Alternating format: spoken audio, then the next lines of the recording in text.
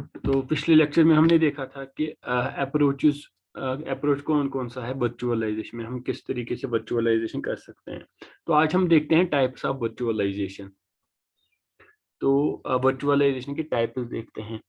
अब यहाँ पे depending on the resources virtualise, ठीक। अब किस किस रिसोर्स को हम वर्चुअलाइज करें, जैसे ऑपरेटिंग सिस्टम को करें, हम मेमोरी को करें, हम प्रोसेसर को करें, हम स्टोरेज को करें, तो फिर वो डिपेंड करता है किस रिसोर्स को हमें वर्चुअलाइज करना है। उसी हिसाब से इसको डिफरेंट टाइप्स में क्लासिफाई किया गया है। Process of virtualisation can be classified into the following types. पहला है ऑपरेटिंग सिस्टम वर्चुअलाइजेशन, ठीक। अब ऑपरेटिंग सिस्टम वर्चुअलाइजेशन में होता क्या है? In operating system virtualization, a desktop's main operating system is moved into a virtual environment. The computer that is used by the service consumers remains on their desk, but the operating system is hosted on a server elsewhere. ठीक। अब यहाँ पे क्या होता है, जैसे for example जो consumer है तो वो अपने घर पे बैठा है, तो वो उसके पास अपना जो डेस्कटॉप है वो उस पे काम कर रहा है, लेकिन जो वो ऑपरेटिंग सिस्टम यूज कर रहा है वो कौन सा ऑपरेटिंग सिस्टम कर रहा है? वो सर्वर, जो उस ऑपरेटिंग सिस्टम को ऑलरेडी हमने सर्वर पे क्या किया है, होस्ट किया है, तो वो उसी को यूज कर रहा है, ठीक।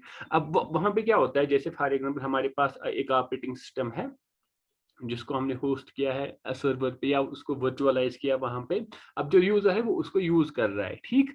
तो वो अब जो हमारा मेन ऑपरेटिंग सिस्टम, तो उसको क्या किया, उसकी डिफरेंट कापीज वहां पे हम क्रिएट करते हैं, और जो कंज्यूमर्स हैं हर एक कंज्यूमर को हम एक एक कापी देते हैं, ठीक। और फिर जो कंज्यूमर होगा तो वो फिर उस इंडिविजुअल ऑपरेटिंग सिस्टम को जो उसको मिली है, तो फिर उसको वो अपने हिसाब से मॉडिफाई या चेंज कर सकता है। फिर जो भी सॉफ्टवेयर उसको उसमें इंस्टॉल करना होगा, जो भी करना होगा, तो वो फिर अपने हिसाब से कर सकता है, ठीक।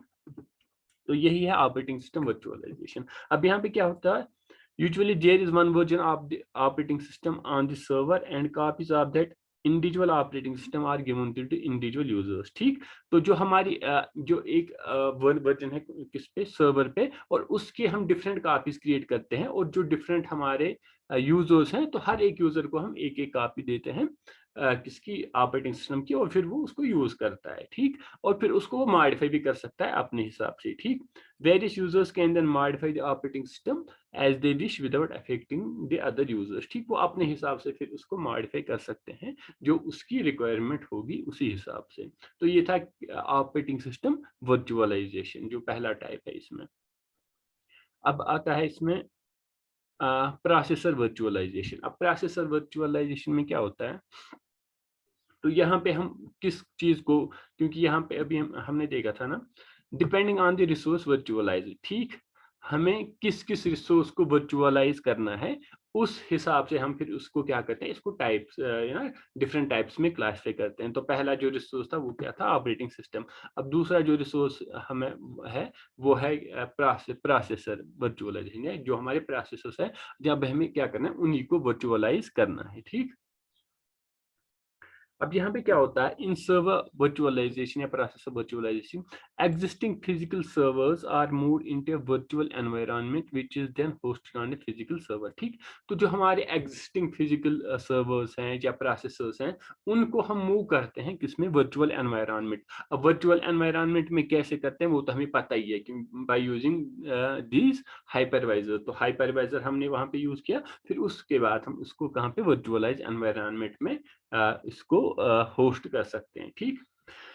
The physical processor can be abstracted into a collection of virtual processors that could be shared by the virtual machines created, ठीक। तो जो हमारे फिजिकल प्रोसेसर उसको हम एब्स्ट्रैक्ट करते हैं कहाँ पे, कलेक्शन ऑफ वर्चुअल प्रोसेसर्स में, और फिर उन प्रोसेसर्स को फिर जो हम क्योंकि हाइपरवाइजर हम यूज करते हैं, हाइपरवाइजर के ऊपर फिर हम जो वर्चुअल मशीन्स क्रिएट करते हैं, तो अब जो ये वर्चुअल मशीन्स हैं, तो ये हमारे जो ये फिजिकल प्रोसेसर्स हैं जिनको हमने एब्स्ट्रैक्ट किया है किसमें, वर्चुअल एनवायरनमेंट में, तो फिर हम वो उसको शेयर कर सकते हैं आराम से, ठीक। तो अब जो वर्चुअलाइजेशन लेयर यहाँ पे होती है, virtualisation layer will be normal in hypervisor. तो वर्चुअलाइजेशन लेयर क्या होती है, कोई भी हाइपरवाइजर, ठीक। तो फिर वो डिपेंड करता है हमें कौन सा हाइपरवाइजर चाहिए उसी हिसाब से। अब यहाँ पे क्या, processor virtualisation can also be achieved from distributed servers. तो इसको हम डिस्ट्रीब्यूटेड सर्वर्स पे भी हम प्रोसेसर वर्चुअलाइजेशन कर सकते हैं। तो अब यहाँ पे एक यहाँ पे फिगर है यहाँ पे, तो आप इसको देख सकते हो यहाँ पे। तो नीचे हमारे पास क्या है, जो हमारे for example P1 P2 P3 P4 है, ये हमारे physical multicore process shared processor pool है। ठीक, तो ये हमारे फिजिकल प्रोसेसर्स हैं, for example P1 P2 P3 P4। ठीक, अब हम इनको मूव किस में करते हैं, वर्चुअल प्रोसेस पूल। ठीक, यहाँ पे है वर्चुअल, यहाँ पे हमें virtual process pool, for example अब यहाँ पे हम देख सकते हैं virtual processor 1, virtual process 2, virtual 3, processor 3, virtual process 4, 5, 6, 7, 8, ऐसे फिर हम उनको क्या करते हैं, उनको हम वर्चुअल प्रोसेस यहाँ पे वर्चुअल एनवायरनमेंट में हम उनको होस्ट करते हैं। और फिर जब जो हमारी वर्चुअल मशीन है, फॉर एग्जांपल हमारे पास लेफ्ट साइड से ये वाली वर्चुअल मशीन है, सेकंड ये वाली हमारी वर्चुअल मशीन है, तो जिस पे ऑलरेडी ऑपरेटिंग सिस्टम लिनक्स है, तो उसको हमने जो हमारा प्रोसेसर पूल है उसमें से कुछ प्रोसेसर्स हमने वर्चुअल प्रोसेसर्स कुछ इस वाले ऑपरेटिंग सिस्टम को दे दिए, और जो जिसको ये कौन सा ऑपरेटिंग सिस्टम यहाँ पे जो गेस्ट ऑपरेटिंग सिस्टम यहाँ पे यूज कर रहा है लिनक्स, और फॉर एग्जांपल यहाँ पे एक और गेस्ट ऑपरेटिंग सिस्टम है जो विंडोज यूज कर रहा है, विंडोज ऑपरेटिंग सिस्टम, तो उसको यहाँ पे हमने कुछ वर्चुअल प्रोसेसर्स दिए, for example virtual process 4, virtual process 5, 6 और 7। ठीक, तो अब हमने क्या किया, हमने प्रोसेस वर्चुअलाइजेशन की। वो कैसे, क्योंकि हमारे पास जो physical multi core shared processor pool है उनको हमने मूव किया किसमें, वर्चुअल प्रोसेसर पूल में। अब वर्चुअल प्रोसेसर, अब और ये वर्चुअलाइजेशन कैसे होती है, तो हमें पता ही है, यूजिंग सम हाइपरवाइजर। ठीक, या वर्चुअल मशीन मॉनिटर, वीएमएम जिसको हम बोलते हैं। अब इसके बाद हमने क्या किया, कुछ जो यहाँ पे प्रोसेसर्स हैं वो कुछ एक वर्चुअल मशीन को दे दिए, और बाकी के कुछ दूसरे वर्चुअल, अब यहाँ पे तो हमने दो ही दिखाए, लेकिन यहाँ पे मल्टीपल वर्चुअल मशीन्स भी हो सकते हैं, और फिर उनके साथ जो हमारे वर्चुअल प्रोसेसर्स हैं उनको हम उनके साथ शेयर करते हैं। फिर वो डिपेंड करता है उनकी रिक्वायरमेंट कितनी है, जिसकी जितनी रिक्वायरमेंट होगी उस हिसाब से हम उसको, जो हमारा वर्चुअल प्रोसेसर पूल है उसमें से हम उनको यहाँ पे वर्चुअल प्रोसेसर्स देते हैं। ठीक, तो ये था वर्चुअल प्रोसेसर वर्चुअलाइजेशन। ठीक, अब यहाँ पे ऐसे ही आता है मेमोरी वर्चुअलाइजेशन। ठीक, तो पहले हमने क्या देखा, ऑपरेटिंग सिस्टम, फिर देखा प्रोसेसर, अब आता है मेमोरी वर्चुअलाइजेशन। अब मेमोरी वर्चुअलाइजेशन में क्या होगा, जैसे इसका अगर हम इसका नाम देखेंगे तो मेमोरी, तो यहाँ पे जो हमारी मेमोरी है, मेन मेमोरी, उसको वर्चुअलाइज किया गया है। ठीक, उसको वर्चुअलाइज किया गया है। अब इन मैन, यहाँ पे क्या दिखा रहा है ये, in main memory virtualisation, virtual main memory that is abstracted from the physical memory is allocated to various virtualization VM virtual machines to meet their memory requirements। ठीक, अब मेन मेमोरी वर्चुअलाइजेशन में हम क्या करते हैं, जो हमारी वर्चुअल मेन मेमोरी है उसको हम एब्स्ट्रैक्ट करते हैं किनसे, जो हमारी फिजिकल मेमोरी है। ठीक, तो जो हमारी फिजिकल मेमोरी है या हम जो हमारी रैम है, तो उसको एब्स्ट्रैक्ट करके हम कहाँ पे रखते हैं, वर्चुअल उसमें वर्चुअलाइजेशन में, और फिर वहाँ पे जो हमारी वर्चुअल मशीन्स हैं तो उनको फिर हम देते हैं इसी में से मेमोरी, फिजिकल मेमोरी, जिसको जितनी रिक्वायरमेंट होगी फिर उस हिसाब से। ठीक, तो यहाँ पे क्या होता है, the mapping of physical to virtual memory is performed by the hypervisor software. तो अब ये मैपिंग कौन करता है, तो ये तो हमें पता ही है, क्योंकि वर्चुअलाइजेशन जब भी बात हम करते हैं तो वहाँ पे एक हमने देखा था कि हम एक वहाँ पे सॉफ्टवेयर यूज करते हैं, कौन सा, हाइपरवाइजर, या जिसको वर्चुअल मशीन मॉनिटर भी बोलते हैं, या वर्चुअलाइजेशन लेयर भी जिसको हम बोलते हैं। ठीक, तो यहाँ पे हमें हाइपरवाइजर की जरूरत पड़ती है। अब यहाँ पे क्या है, the main idea of main memory virtualisation is to map the virtual page numbers to the physical page numbers. ठीक, तो अब ये virtual page number to physical page number mapping क्या होती है, तो अभी अगर आपने ऑपरेटिंग सिस्टम में देखा होगा वहाँ पे हम देखते हैं मेमोरी मैपिंग। मेमोरी मैपिंग क्योंकि यूजुअली जो हमारा सीपीयू है वो जनरेट करता है, वो क्या करता है, वो जनरेट करता है वर्चुअल पेज। ठीक, तो और फिर उस वर्चुअल पेज को फिर हम क्या करते हैं, उसको मैप करते हैं हम फिजिकल पेज नंबर से। ठीक, तो मेन आइडिया इसके पीछे यही है। अब the main memory virtualisation support is provided with the modern x86 processor. तो जो भी अभी मॉडर्न x86 फॉर एग्जाम्पल, जो भी इंटेल के फॉर एग्जाम्पल प्रोसेसर्स हैं जो स्टार्ट हो गए थे 8086 से, तो उसके बाद जो भी ये हमारे प्रोसेसर्स हैं तो वो सारे सपोर्ट करते हैं किसको, मेमोरी वर्चुअलाइजेशन को। तो अब अगर हम यहाँ पे फिगर देखेंगे इसकी मेमोरी वर्चुअलाइजेशन में, ठीक, तो यहाँ पे क्या है, यहाँ पे जैसा अभी हमने देखा था प्रोसेसर वर्चुअलाइजेशन, तो एग्जैक्टली यहाँ पे भी वैसे ही है, ठीक। तो हमारे पास क्या है, physical share distributed main memory pool है, for example main memory 1, main memory 2, main memory 3, main memory 4, उसको हम मूव करते हैं किसमें, वर्चुअल मेन मेमोरी पूल में, ठीक। तो ये हमारी फिजिकल मेन मेमोरी है, तो उसको अब मूव किया है किसमें, वर्चुअल मेन मेमोरी पूल में। और जो डिफरेंट हमारे वर्चुअल मशीन्स हैं फिर उनको फिर हम यहाँ से देते हैं, जो हमारी वर्चुअल मेन मेमोरी पूल है उसमें से कुछ कुछ मेमोरी हम उनको देते हैं, फिर डिपेंड करता है उनकी रिक्वायरमेंट के हिसाब से फिर हम उनको देते हैं, ठीक। तो ये था मेमोरी वर्चुअलाइजेशन। अब इसके बाद आता है हमें स्टोरेज वर्चुअलाइजेशन, ठीक।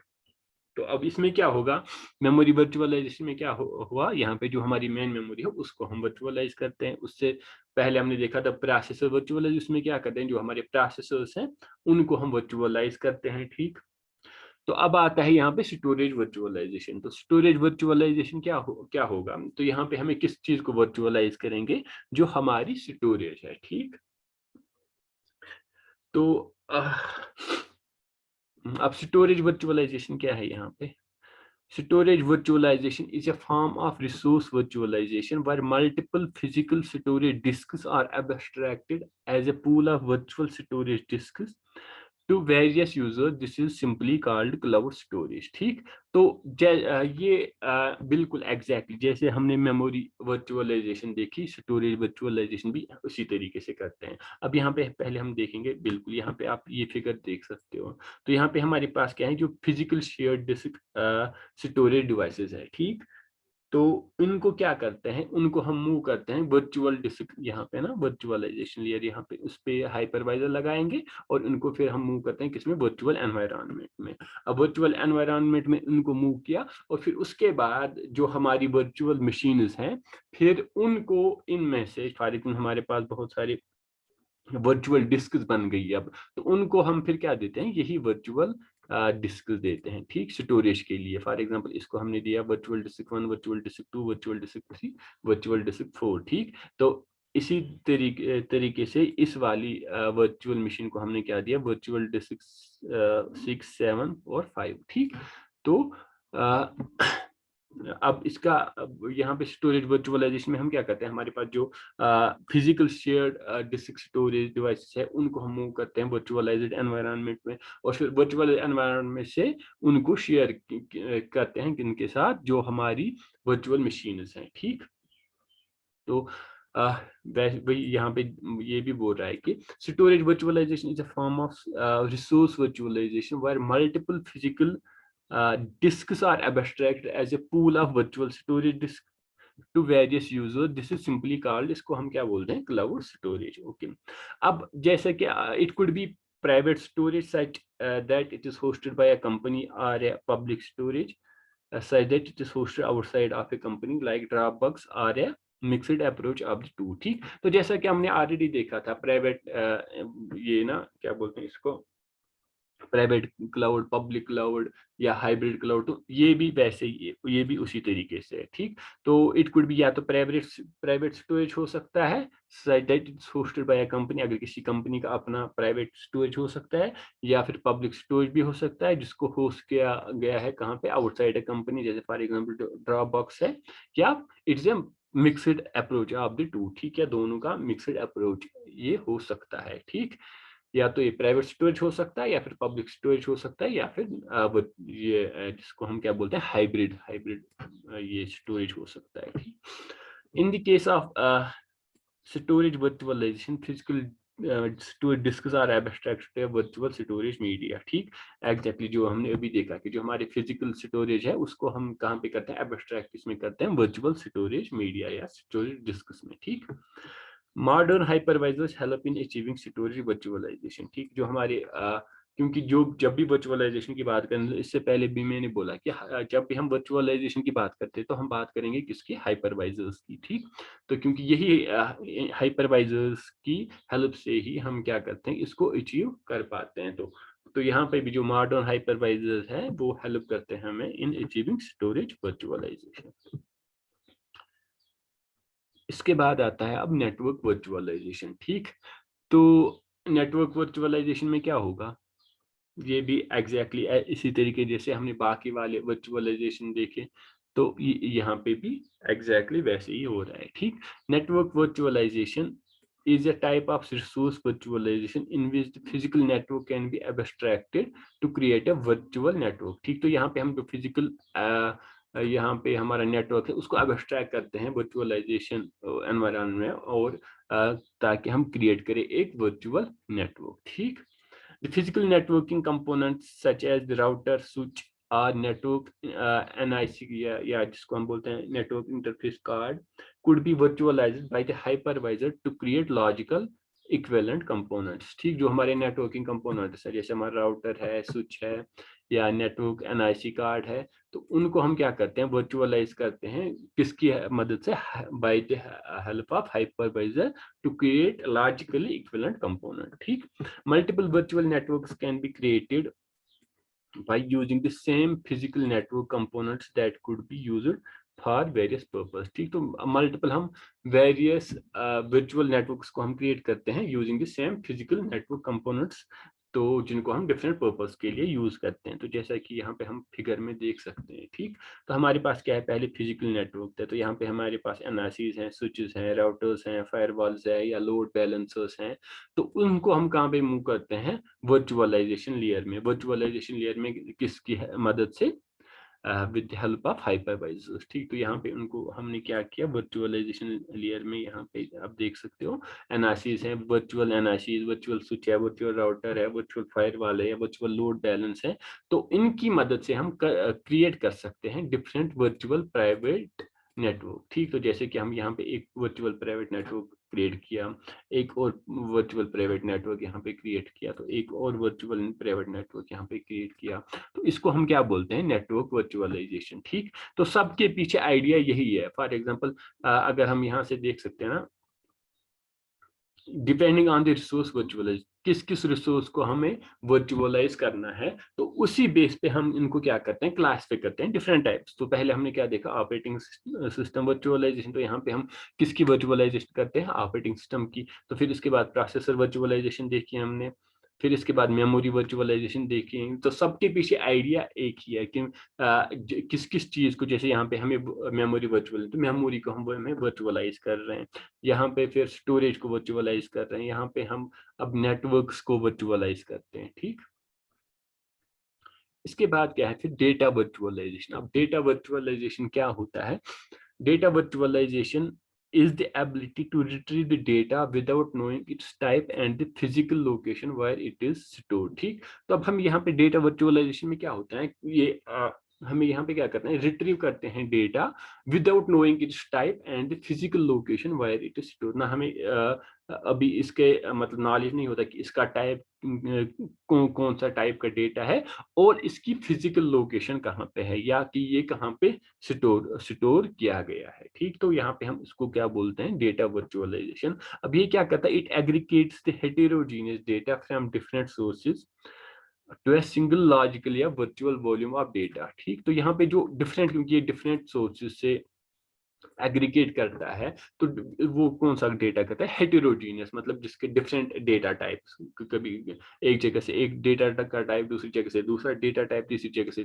तीसरा डेटा टाइप। ठीक, तो इनको ये क्या करता है, एग्रीगेट करता है हेटेरोजीनियस डेटा को from different sources to a single logical या वर्चुअल वॉल्यूम ऑफ डेटा। ठीक, this logical data can be accessed from any application such as web services in. अब ये जो लॉजिकल डेटा है उसको हम कहाँ से एक्सेस कर सकते हैं, वेब सर्विसेज से कर सकते हैं। For example e commerce application जो आप देख सकते हो, फॉर एग्जाम्पल मिंत्रा है, ये अमेजन वगैरह, जो भी बहुत सारी ई कॉमर्स एप्लीकेशन है वहाँ से, या वेब पोर्टल हो, या software as a service application and mobile application. ठीक, तो यहाँ पे आप जो हमारा शेयर्ड, ये फिगर आप देख लो, यहाँ जो हमारी शेयर्ड डेटा सोर्स है, तो यहाँ पे क्या है, यहाँ पे डिफरेंट टाइप्स ऑफ डेटा है। तो यहाँ पे क्या है, विदाउट डिफरेंट, यहाँ पे क्या है, it aggregates heterogeneous data type. अब heterogeneous data type from different sources. ठीक, तो हेटेरोजीनियस डेटा टाइप यहाँ पे फॉर एग्जांपल यहाँ पे RDBMS है, ODBMS है, XML है, एक्सेल फाइल्स है, फ्लैट फाइल्स, या नो एसक्यूएल है, या मीडिया फाइल्स है। तो ये हमारा क्या है, शेयर्ड डेटा सोर्स। ठीक, अब इसको कहाँ पे करते हैं, डेटा वर्चुअलाइजेशन लेयर, और यहाँ से हम या वेब सर्विस उसको एक्सेस कर पाती है, ई कॉमर्स एप्लीकेशन को एक्सेस कर, सॉफ्टवेयर जो सर्विस एप्लीकेशन या मोबाइल एप्लीकेशन इसको एक्सेस कर पाती है। ठीक, अब इसमें आता है एप्लीकेशन वर्चुअलाइजेशन। ठीक, अब एप्लीकेशन वर्चुअलाइजेशन में क्या होता है, in application virtualization, the single application installed on the central server is virtualized, and the various virtualized components of the application will be given to the users requesting the service। ठीक, तो यहाँ पे मतलब ये भी जैसे सॉफ्टवेयर एज ए सर्विस है, मतलब आप समझिए बिल्कुल उसी का टाइप है। तो यहाँ पे क्या होता है कि एक जो एप्लीकेशन वर्चुअलाइजेशन में हम क्या करते हैं, तो सिंगल एप्लीकेशन को इंस्टॉल कहाँ पे करते हैं, जो हमारा सेंट्रल सर्वर है उसी पे उसको वर्चुअलाइज किया जाता है, और फिर वेरियस जो हमारे वर्चुअलाइज कंपोनेंट्स ऑफ एप्लीकेशन है उसको देते हैं फिर किनको, यूजर्स को, जिसको और जो यूजर हमें रिक्वेस्ट करेगा उस सर्विस को, तो उसको फिर वहां से हम वो वाली ये एप्लीकेशन देते हैं। For example in the case of application virtualisation, the cloud users are not required to install the required application on their individual systems. They can in turn get the virtualized copy of the application and customize and use it for their own purpose। ठीक, तो यहाँ पे क्या जो user को यहाँ पे install करने की जरूरत नहीं पड़ती ना इस वाली एप्लीकेशन को, जैसे हम देखा था सॉफ्टवेयर एज ए सर्विस, वहाँ पे भी यूजर को क्या करना पड़ता है, वो उसको ये वाली एप्लीकेशन अपने सिस्टम पे इंस्टॉल नहीं करनी पड़ती, तो वो ऑनलाइन ही उसको यूज कर सकता है। तो एग्जैक्टली यहाँ पे भी वही होता है। ठीक, the cloud users are not required to install the required application, तो उनको required application को इंस्टॉल करने की जरूरत नहीं पड़ती। कहाँ पे, on their individual system they can in turn get the virtualized copy, तो उनको virtualized copy मिलती है आप दी एप्लीकेशन, और फिर उसको कस्टमाइज कर सकते हैं और फिर अपने पर्पस के लिए उसको यूज कर सकते हैं। ठीक, तो ये यहाँ पे हमारी शेयर्ड एप्लीकेशन है, जैसे शेयर्ड डेटाबेस है, शेयर्ड सोर्स कोड है, या कॉन्फ़िगरेशन फाइल्स है। तो एप्लीकेशन वर्चुअलाइजेशन लेयर है यहाँ पे है, फिर वर्चुअल एप्लीकेशन की इंस्टेंस 1 है, फिर इंस्टेंस 2 है, फिर जितने भी जो भी क्लाउड यूजर है हमें जिसको रिक्वायरमेंट होगी तो वो उसको रिक्वेस्ट कर सकता है और उसको ये वाली एप्लीकेशन मिल सकती है। फॉर एग्जाम्पल उसकी इंस्टेंस 1 यहाँ पे है अप टू इंस्टेंस n, जितने भी यूजर्स होंगे तो उनको जो भी रिक्वेस्ट करेगा तो उसको ये वाली एप्लीकेशन मिल सकती है, और वो उसको फिर कस्टमाइज कर सकता है, यूज कर सकता है अपने हिसाब से, या अपनी रिक्वायरमेंट के हिसाब से उसको फिर यूज कर सकता है। ठीक, तो ये था टाइप्स ऑफ वर्चुअलाइजेशन। ठीक, तो यहाँ पे हमने देखा application virtualisation, data virtualisation, network virtualisation, storage virtualisation, memory virtualisation, processor virtualisation और ऑपरेटिंग सिस्टम वर्चुअलाइजेशन। अगर इन सब के पीछे देखोगे तो मतलब हर एक में, फॉर एग्जाम्पल यहाँ पे ऑपरेटिंग सिस्टम वर्चुअल है तो यहाँ पे हम ऑपरेटिंग सिस्टम को वर्चुअलाइज कर रहे हैं, प्रोसेसर्स को वर्चुअलाइज कर रहे हैं, मेमोरी को वर्चुअलाइज कर रहे हैं, स्टोरेज को कर रहे हैं, नेटवर्क को कर रहे हैं। ठीक, तो ईजी है बस, क्योंकि सब में तो एक ही चीज होती है, बस थोड़ा ख्याल रखना है, तो ये उतना मुश्किल भी नहीं है। ठीक, तो मुझे लगता है आज के लिए इतना काफी है।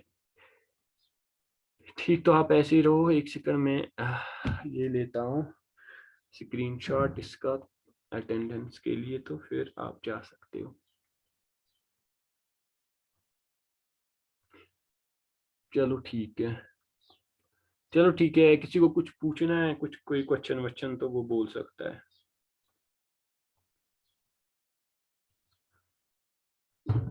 किसी को अगर कुछ पूछना है तो वो बोल सकता है। और आपका जो असाइनमेंट है तो वो आप कब सबमिट करोगे? ऑलमोस्ट 10 दिन, कितने दिन हो गए तब से? मुझे लगता है 1 वीक तो हो गया। आपने 15 डेज मांगे थे, तो जिसने अभी तक अगर वो नहीं किया है तो जल्दी जल्दी से कंप्लीट करो, 3-4 दिनों में, ठीक। आज कौन सा डे है? आज है वेडनेसडे, तो मंडे को आपको सबमिट करोगे इंशाल्लाह। मंडे को मंडे।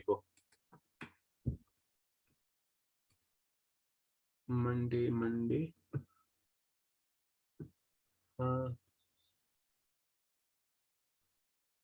हाँ, आप क्या कर सकते हैं, बट मंडे तक मुझे लगता है ठीक है। या फिर चलो, और चलो 15 तक, 15 लास्ट डेट है, 15 चलो, अब आप और टाइम देते हैं तो 15 लास्ट डेट है, 15 को आप सबमिट कर लेना। 15 के बाद किसी का एक्सेप्ट नहीं किया जाएगा, ठीक। 15 तक आप सबमिट कर लेना उसको, ठीक है।